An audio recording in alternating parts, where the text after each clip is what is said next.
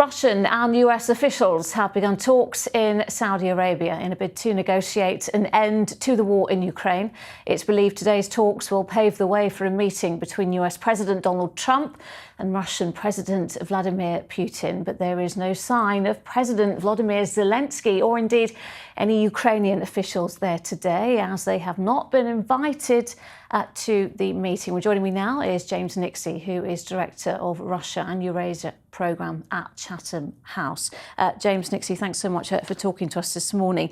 We saw that emergency summit in Paris yesterday. Now Russia holding talks with the US in Saudi Arabia. I mean, can a deal even be done with neither Ukraine or Europe at the table? Well, that is an excellent question, isn't it? Because the reality is no, it can't. Volodymyr Zelensky has already said that he will not accept any deal that is reached over above his head, the head of the Ukrainians. And it's very hard to see how they can have any confidence. That is to say, the Russians and the Americans can have any confidence that anything that they agree will be abided by the Ukrainians. They understand the Ukrainians reasonably well. They know what they want. And they understand that Ukraine needs to be sovereign and whole and continues to be and retain its army and its government. And that is the exact opposite of what Vladimir Putin wants. The only thing I would add to that is that it is important to note at this point that America is not in this negotiation as a Ukrainian ally. It's there as a mediator, and that's an important difference here. How much of a warning sign is this to Europe and to NATO in particular, do you think? It's not so much a warning as a message that the world has changed. It's turned upside down in a very short period of time. And we see a situation whereby the Americans they have a perfectly reasonable point that the Europeans should be responsible for their own defense. It's more the fact that they don't seem to care in the same way that they once upon a time did about the fate of the Eastern European countries. So this idea that we will be with Ukraine as long as it takes, imperfect sentence though that was, that's simply not there anymore. So America is not so much, it's barely even neutral. It's more interested in being one of the concert of great powers, along with China and Russia, to carve up the world, something very 19th century carve up. Our former Defence Secretary, Ben Wallace, says these talks to end the war in Ukraine have echoes of Nazi appeasement. I mean, those were his words. Is that a fair assessment?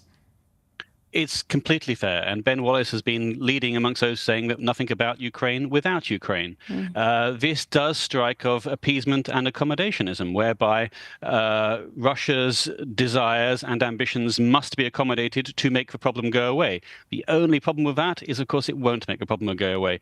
Even if you were willing to sacrifice Ukraine, and you shouldn't, of course, but even if you were, then obviously there would be others next on Vladimir Putin's hit list. Moldova is probably a next target, followed by the Baltic states. Ultimately, we are looking at a recreation of empire, and it broadly conforms to the boundaries which constituted the Soviet Union, which broke up in 1991, of course. And we saw what happened with Crimea, didn't we? So, I mean, if history tells us anything, surely the appeasement of men like Putin isn't an effective strategy at all.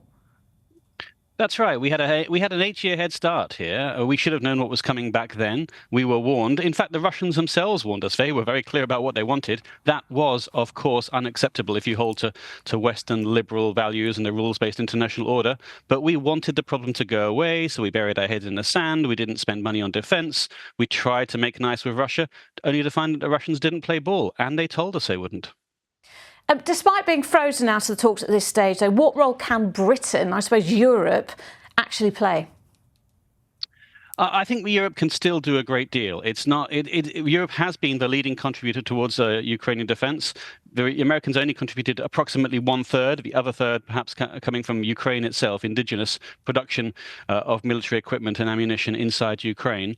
So there will be a race, albeit one starting very late, too late, to make up the gap. But they will get there. But they'll simply find that they are outmatched for a while in terms of, but they have been in terms of ammunition, weaponry, kit, and of course personnel. We know that. But perhaps there will be a European defence force or a peacekeeping force on its way.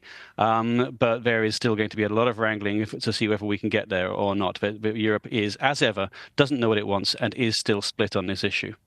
We just heard a few moments ago, actually, we heard from the Defence Secretary, John Healey, who was making this speech on defence. He said the government's commitment to defence is unshakable. He said spending needs to increase. In his words, it needs to increase to meet increasing threats that we face. The Prime Minister also talked of there being British peacekeeping troops on the ground in Ukraine. 10,000 troops, but in reality, that would actually be a lot more. We're talking more like 30,000. Does the UK even have that capability at the moment? I'm afraid it doesn't. It is also scrambling to make up the numbers. Obviously, we do have a forward defence force situated in Estonia. Potentially, people would have to leave, or troops would have to leave there, but that would leave Estonia less guarded as well. It is possible to have one brigade times 3 on a rotational basis, but this is not something we have prepared for. And the reality is that Ukraine has more amputees than we have soldiers, and so yeah, we are very much behind the curve on this one. And that is a problem, isn't it? Because even if Europe did rally round, and with Britain as well, it is the problem that America has quite openly stated that its priorities right now lay elsewhere, with China, for example. And without their military support and backing, there are a real cause for concern. Yes, we've lost America. Keir Starmer seems to be with the idea that it must provide a backstop. I doubt the Americans will go for that. The reality is that the Americans sympathize at the moment with Russian aims and ambitions. They believe that the world's decisions should be decided by a group of great powers, and that the smaller states shouldn't really have any say in it. J.D. Vance has openly said that he doesn't care whether Ukraine falls, whether it goes into a Russian sphere of influence or not. That's not necessarily true of everybody in the U.S. administration right now, but it is. Those people do have the upper hand. So again, I think we have to, and it is good that Europe has received this shock, but it must pay for its own defence. But the way in which it's being done and the lives that are being put at risk in the meantime, to say nothing of the sovereignty of Ukraine, is quite another matter. How much must we pay for our own defence now? UK, how much must it go up to, do you think, realistically? Well, what we're talking about is something approaching 5% of GDP, which is almost what the Poles are paying. However, we're not yet paying 2%. So really, obviously, one has to ask where that money would come from, and that is going to mean income tax raises, and it's going to mean potentially money off NHS and education.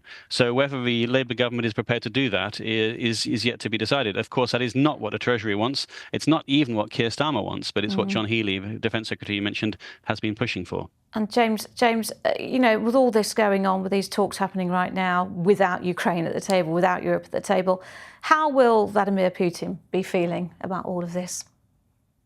I think Russia's in quite a sweet position at the moment. It's suddenly found a new ally. Perhaps almost unexpectedly. I mean, it was probably pushing for Trump to win the election anyway, despite his unpredictability.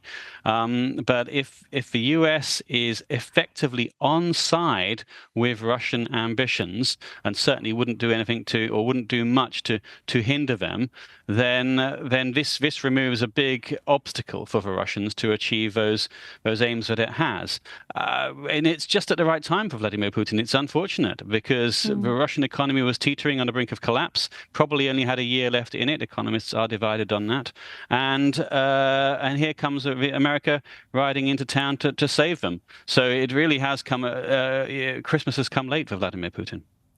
Goodness me, what a very sobering thought there. James Nixey, thank you very much for talking to us. Thank you. Thank you.